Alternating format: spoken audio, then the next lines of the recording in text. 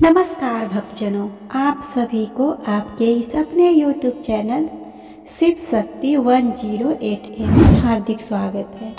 आज हम इस वीडियो में सुनेंगे देव उठनी एकादशी व्रत की कथा, जिसे कार्तिक मास के शुक्ल पक्ष की एकादशी को मनाया जाता है। कार्तिक मास के शुक्ल पक्ष के एकादशी को ही देव उठनी या देवोत्थान एकादशी या प्रबोधिनी एकादशी आदि नामों से जाना जाता है। इस दिन श्री हरि विष्णु निद्रा से जागते हैं। तो आइए हम इनकी कथा सुनते हैं। इस वीडियो में आपको देव उठनी एकादशी पर प्रचलित 3 कथाओं को सुनाया जाएगा। तो कृपया कर इस वीडियो को पूरे ध्यान से और अंतिम तक सुने। एक राजा के राज्य में सभी लोग एकादशी का व्रत रखते थे। प्रजा तथा नौकर चाकरों से लेकर पशुओं तक को एकादशी के दिन अन्न नहीं दिया जाता था। एक दिन किसी दूसरे राज्य का एक व्यक्ति राजा के पास आकर बोला, महाराज, कृपा करके मुझे नौकरी पर रख ले। तब राजा ने उसके सामने एक शर्त रखी कि ठीक है, रख लेते हैं, परंतु रोज तो तुम्हें खाने को सब कुछ मिलेगा, पर एकादशी को अन्न नहीं मिलेगा। उस व्यक्ति ने उस समय हाँ कर ली, पर एकादशी के दिन जब उसे फलाहार का सामान दिया गया तो वह राजा के सामने जाकर गिड़गिड़ाने लगा, महाराज, इससे मेरा पेट नहीं भरेगा, मैं भूखा ही मर जाऊंगा, मुझे अन्न दे दो।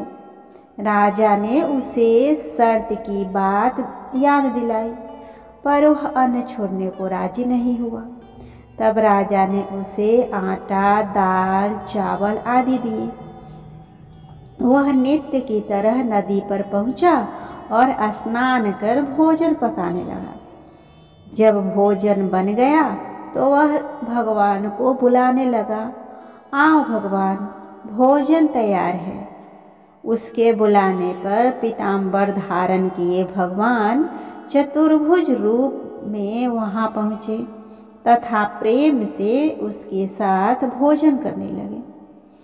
भोजनादि करके भगवान अंतर्ध्यान हो गए तथा वह अपने काम पर चला गया। 15 दिन बाद अगली एकादशी को वह राजा से कहने लगा कि महाराज, मुझे दोगुना सामान दीजिए, उस दिन मैं भूखा ही रह गया। राजा ने कारण पूछा तो उसने बताया कि हमारे साथ भगवान भी खाते हैं, इसीलिए हम दोनों के लिए ये सामान पूरा नहीं होता। यह सुनकर राजा को बड़ा आश्चर्य हुआ। वह बोला, मैं नहीं मान सकता कि भगवान तुम्हारे साथ खाते हैं। मैं तो इतना व्रत रखता हूँ, पूजा करता हूँ, पर भगवान ने मुझे कभी दर्शन नहीं दिए। राजा की बात सुनकर वह बोला, महाराज, यदि विश्वास न हो तो साथ चलकर देख ले। राजा एक पेड़ के नीचे छिपकर बैठ गया। उस व्यक्ति ने भोजन बनाया तथा भगवान को शाम तक पुकारता रहा, परंतु भगवान नहीं आए।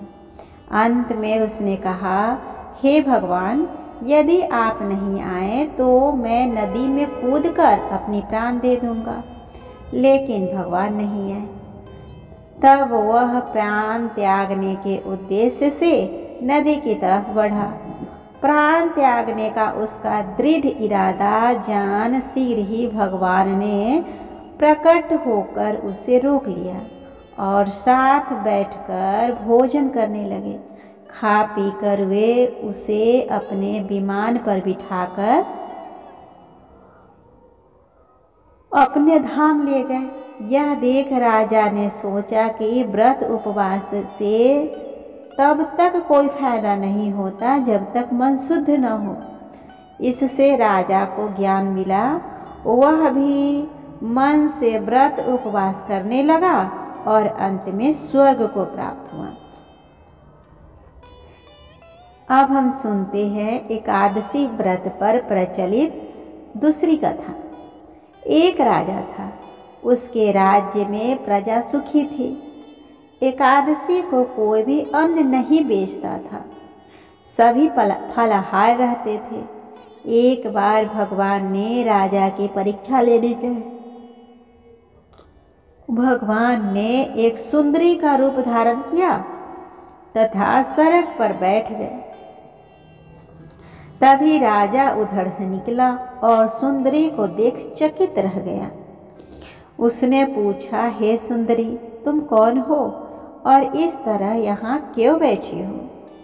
तब सुंदर स्त्री ने से बने भगवान बोले, मैं निराश्रिता हूँ, नगर में मेरा कोई जाना पहचाना नहीं है, किससे सहायता मांगो?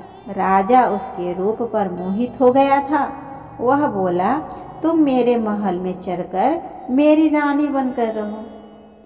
सुंदरी बोली, मैं तुम्हारी बात मानूंगी, पर तुम्हें राज्य का अधिकार मुझे सौंपना होगा। राज्य पर मेरा पूर्ण अधिकार होगा। मैं जो भी बनाऊंगी तुम्हें खाना होगा। राजा उसके रूप पर मोहित था, अतः उसने उसकी सभी शर्तें स्वीकार कर ली। अगले दिन एकादशी थी। रानी ने हुक्म दिया कि बाजारों में अन्य दिनों की तरह अन्न बेचा जाए। उसने घर में मांस मछली आदि पकवाए तथा परोसकर राजा से खाने के लिए कहा। यह देखकर राजा बोला, रानी, आज एकादशी है, मैं तो केवल फलाहार ही रहूँगा। तब रानी ने शर्त की याद दिलाई और बोली, या तो खाना खाओ, नहीं तो मैं बड़े राजकुमार का सिर काट लूँगी। राजा ने अपनी स्थिति बड़ी रानी से कही तो बड़ी रानी बोली, महाराज, धर्म न छोड़े, बड़े राजकुमार का सिर दे दे। पुत्र तो फिर मिल जाएगा, पर धर्म नहीं मिलेगा। इसी दौरान बड़ा राजकुमार खेलकर आ गया।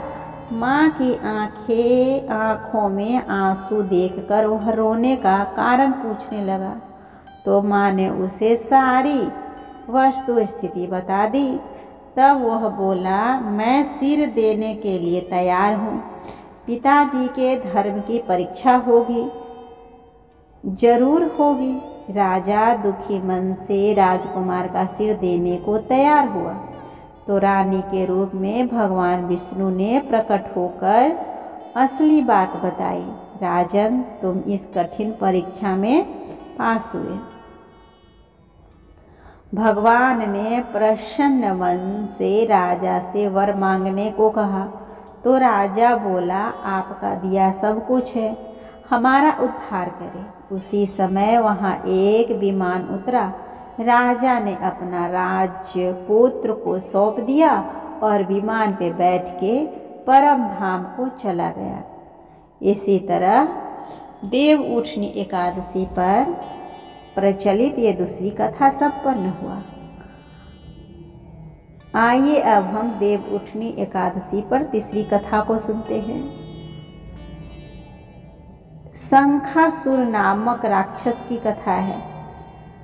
शंखासुर ने तीनों लोकों में बहुत ही उत्पात मचाया हुआ था। तभी सभी देवताओं के आग्रह करने पर भगवान विष्णु ने उस राक्षस से युद्ध किया और यह युद्ध कई वर्षों तक चला। युद्ध में वह असुर मारा गया और उसके बाद भगवान विष्णु विश्राम करने चले गए। कार्तिक शुक्ल एकादशी के दिन भगवान विष्णु की निद्रा टूटी थी और सभी देवताओं ने भगवान विष्णु से पूछा, विष्णु की पूजा की थी। शिव महापुराण के अनुसार पौराणिक समय में दैत्यों का राजा दंभ हुआ करता था। वह बहुत बड़ा विष्णु भक्त था। कई सालों तक उसके यहाँ संतान नहीं होने के कारण उसने शुक्राचार्य को अपना गुरु बनाकर उनसे श्री कृष्ण मंत्र प्राप्त किया।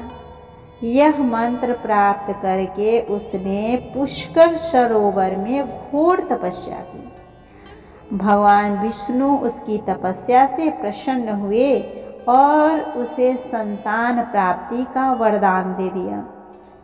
भगवान विष्णु के वरदान से राजा दंभ के यहाँ एक पुत्र जन्म लिया। इस पुत्र का नाम शंखचूर रखा गया। बड़ा होकर शंखचूर ने ब्रह्मा जी को प्रसन्न करने के लिए पुष्कर में घोर तपस्या की। उसकी तपस्या से प्रसन्न होकर ब्रह्मा जी ने उसे वरदान मांगने को कहा। तब शंखचूर ने वरदान मांगा कि वह हमेशा अजर अमर रहे, वह कोई भी देवता उसे नहीं मार पाए। ब्रह्मा जी ने उसे यह वरदान दे दिया और कहा कि वह बदरी वन जाकर धर्मध्वज की पुत्री तुलसी जो तपस्या कर रही है उससे विवाह कर ले। शंखचूर ने वैसा ही किया और तुलसी के साथ विवाह के बाद सुखपूर्वक रहने लगा। उसने अपने बल से देवताओं, असुरों, दानवों, राक्षसों, गंधर्वों, नागों, किन्नरों, मनुष्य तथा त्रिलोकी के सभी प्राणियों पर विजय प्राप्त कर ली। वह भगवान श्री कृष्ण का परम भक्त था। शंखचूर के अत्याचारों से सभी देवता परेशान होकर ब्रह्मा जी के पास गए और ब्रह्मा जी उन्हें भगवान विष्णु के पास ले गए। भगवान विष्णु ने कहा, शंखचूर की मृत्यु भगवान शिव के त्रिशूल से ही होगी, अतः आप उनके पास जाएं। भगवान शिव ने चित्ररथ नामक गण को अपना दूत बनाकर शंखचूर के पास भेजा। चित्ररथ ने शंखचूर को समझाया कि वह देवताओं को उनका राज्य लौटा दे, परंतु शंखचूर ने मना कर दिया और कहा कि वह महेश्वर से युद्ध करना चाहता है। तभी आकाशवाणी हुई कि जब तक शंखचूर के हाथ में श्री हरि का कवच है और उसकी पत्नी का सतीत्व अखंडित है, तब तक उसका वध असंभव है। आकाशवाणी सुनकर भगवान विष्णु वृद्ध ब्राह्मण का रूप धारण कर शंखचूर के पास गए और उससे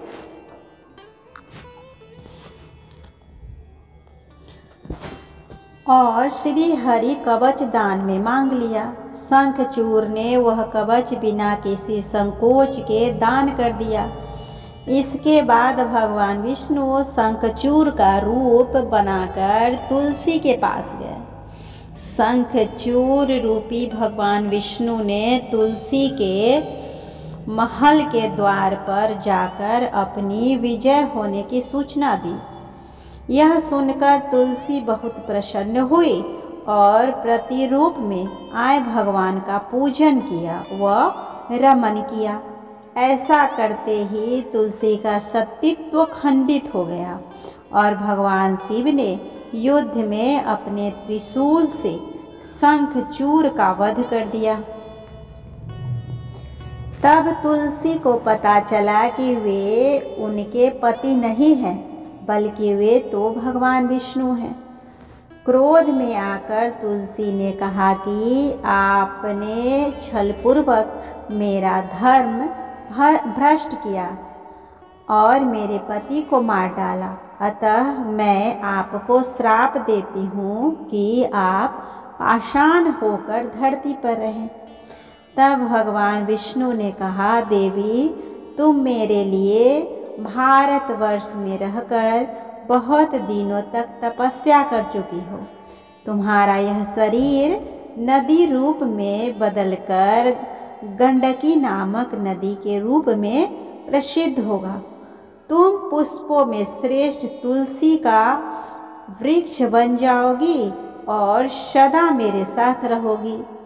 तुम्हारे श्राप को सत्य करने के लिए मैं पाषाण यानी कि शालिग्राम बनकर रहूँगा। गंडकी नदी के तट पर मेरा वास होगा।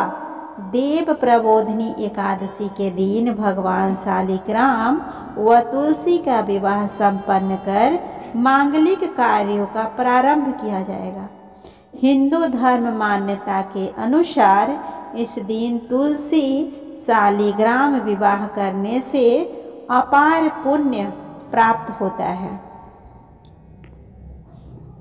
इस तरह हमने सुना देव उठनी एकादशी व्रत के शुभ अवसर पर इनकी कथा।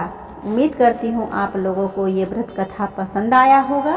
अगर अच्छा लगे तो प्लीज़ मेरे वीडियो को लाइक और शेयर करें। साथ ही मेरे चैनल को भी सब्सक्राइब कर लें और बेल आइकन को दबाना ना भूलें, ताकि जब भी मैं इस तरह का वीडियो अपलोड करूँ उसका नोटिफिकेशन सबसे पहले आपको मिले। तब तक के लिए श्री शिवाय नमस्तुभ्यं। ओम नमो भगवते वासुदेवाय नमः।